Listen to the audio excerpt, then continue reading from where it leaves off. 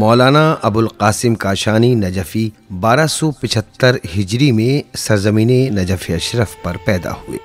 آپ کا آبائی وطن کاشان ایران تھا۔ آپ کے والد آغائے شیخ عبدالحکیم کاشانی اور آپ کے آباء و اجداد بھی علم و دین کے علمبردار تھے اور موصوف نے اسی علمی و مذہبی ماحول میں پرورش پائی۔ مولانا ابوالقاسم کاشانی نے تعلیم و تربیت کا آغاز نجف اشرف میں کیا اور 14 سال تک وہیں تحصیل علم میں مشغول رہے۔ اسی دوران آپ نے علم نحو، منطق، معانی، بیان، بدیع، رجال، درایت، اخلاق اور فقہ و اصول میں مہارت حاصل کی۔ تفسیر اور حدیث میں آپ کی معلومات وسیع تھی۔ موصوف کو سینکڑوں روایات حفظ تھیں۔ عربی زبان میں مولانا کی مہارت ایسی کہ سننے والا آپ کو عرب سمجھتا تھا، حالانکہ مولانا عرب نہیں تھے۔ مولانا ابوالقاسم کاشانی تجوید و قرات میں بھی ماہر تھے۔ خطبات اتنے مؤثر ہوتے کہ سامعین کو رونے پر مجبور کر دیتے۔ مولانا کو حساب، حیات، ہندسہ، استرلاب اور علم نجوم پر بھی دسترس تھی۔ موصوف کو قرآن مجید کے 22 پارے اور عربی ادب کے 2000 سے زائد اشعار حفظ تھے۔ نجف میں قیام کے دوران مولانا نے فقہ و اصول کے دروس میں مہارت حاصل کی اور وہاں کے بزرگ علماء کے درس خارج میں شریک ہوئے۔ آپ کے نمایاں اساتذہ میں آیت اللہ مرزا عبداللہ، آیت اللہ شیخ عبداللہ کرمانی، آیت اللہ مرزا محمد علی رشتی مجتہد، آیت اللہ عبدالرحیم ششتری، آیت اللہ آخند ملا محمد کاظم خراسانی، آیت اللہ مرزا حسین اور آیت اللہ شیخ محمد حسن صاحب ذرائع الاعلام کے اسماء گرامی سر فہرست ہیں۔ مولانا ابوالقاسم 1307 ہجری میں تبلیغ دین کے غرض سے ہندوستان تشریف لائے اور ممبئی کو اپنا مرکز بنایا۔ آپ نے مختلف مقامات پر تبلیغی فرائض انجام دیے اور سن 1314 ہجری میں مہوا میں امام جمعہ و جماعت جیسے فریضے کو انجام دیا۔ ممبئی میں موصوف نے بہت سے حضرات کو مؤثر انداز میں دین کی طرف راغب کیا تو وہ بھی آپ کی اقتداء میں نماز پڑھنے لگے۔ قحط الرجال کے اس دور میں نماز جمعہ میں تقریباً 200 افراد شریک ہوتے۔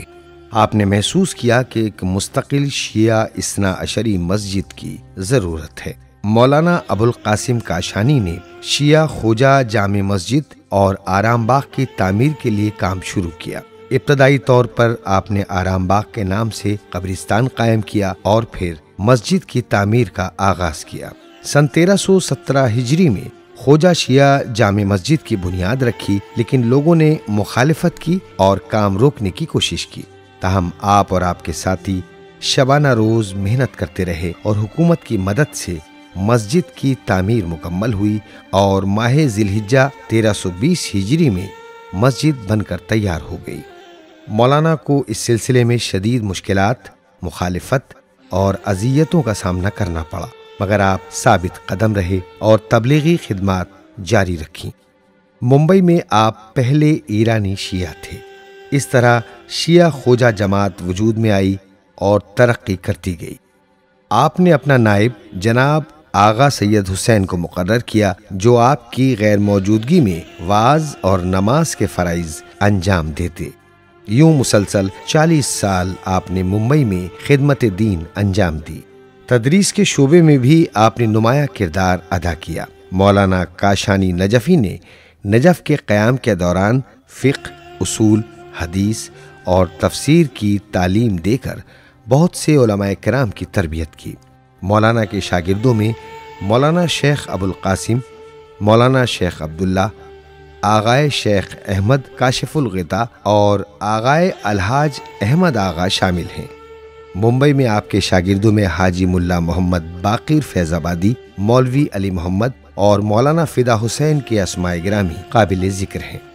آپ نے تصنیف و تالیف میں بھی نمایاں خدمات انجام دیں، جن میں عماد الایمان باب الصلاۃ عملیہ، روضۃ الاحرار شفاعت الاطفال الصغار، مجموع اللطائف والظرائف، عصمت الاحرار در تذکرہ کبائر، شرح جواب امام رضا در آیہ مباہلہ، شرح متین عربی، منظومات شیخ، حدیث قصہ نظم فارسی، رسالہ توحید و عربی نظم اور مجموعہ خطوط و مراسلات کے نام لیے جا سکتے ہیں۔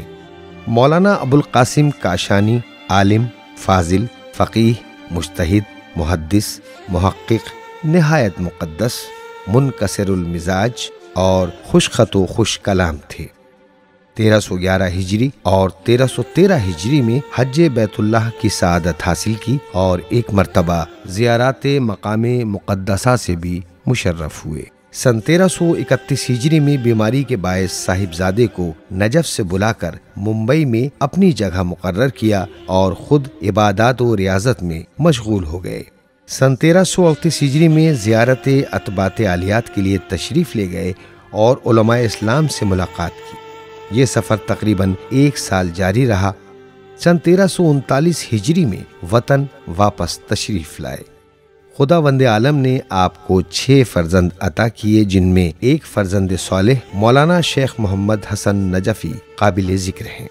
ایک دن آپ نے اپنے فرزند کو اپنے پاس بلایا اور فرمایا کہ اب ہماری زندگی کے دن ختم ہونے والے ہیں، اس لیے ہمیں عراق بھیج دو۔